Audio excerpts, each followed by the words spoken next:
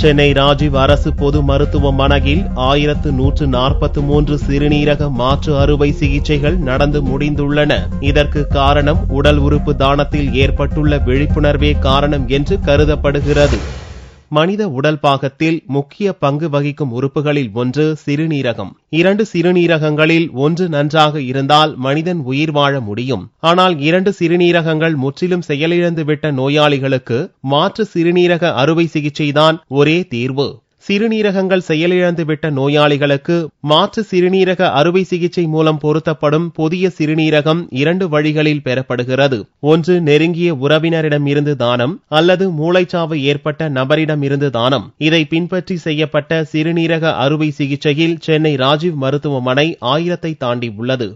நாளை ஆகஸ்ட் 6வது நாள் உலக உடல் உறுப்பு தான தினமாக அனுசரிக்கப்படுகிறது. அதாவது வேர்ல்ட் ஆர்கன் டொனேஷன் டே. இப்படிப்பட்ட ஒரு நாள் எதுக்காக அனுசரிக்கப்படுகிறது என்று கேட்டால், to create more awareness about organ donation, அதாவது உடல் உறுப்பு தானம் பற்றிய விழிப்புணர்வு பொது மக்களிடையே மிக விரிவாக சென்றடைய வேண்டும் என்பது முதலாவது நோக்கம். இன்னொன்று, உடல் உறுப்பை தானமாக கொடுத்தவர்களுக்கு ஒரு நன்றி அறிவிக்கும் தினமாகவும் இது அனுசரிக்கப்படுகிறது.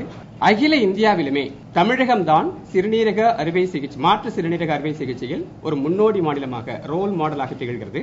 இதுவரைக்கும் நடந்த மொத்த kidney transplants, total number of kidney transplants 1143.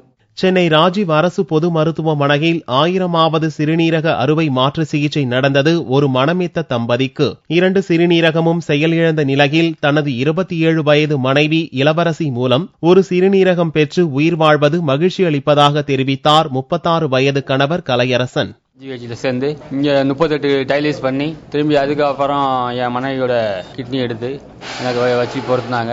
இப்போ எனக்கு நான் நல்லபடியா இருக்கேன். எல்லா டாக்டர், சிஸ்டர் எல்லாருமே நல்லா உதவி செஞ்சாங்க. கடந்த 1986ஆம் ஆண்டுதான் முதல் மாற்று சிறுநீரக அறுவை சிகிச்சை சென்னை அரசு மருத்துவமனையில் நடந்தது. இதுவரை 1143 மாற்று சிறுநீரக சிகிச்சை செய்யப்பட்டுள்ளதாகவும், உடல் உறுப்பு தானம் குறித்து மக்களிடம் விழிப்புணர்வை ஏற்படுத்த ஆகஸ்ட் 6ஆம் தேதியான புதனன்று உலக உடல் உறுப்பு தினத்தன்று கருத்தரங்கம் நடக்க உள்ளதாகவும் தெரிவிக்கப்பட்டுள்ளது.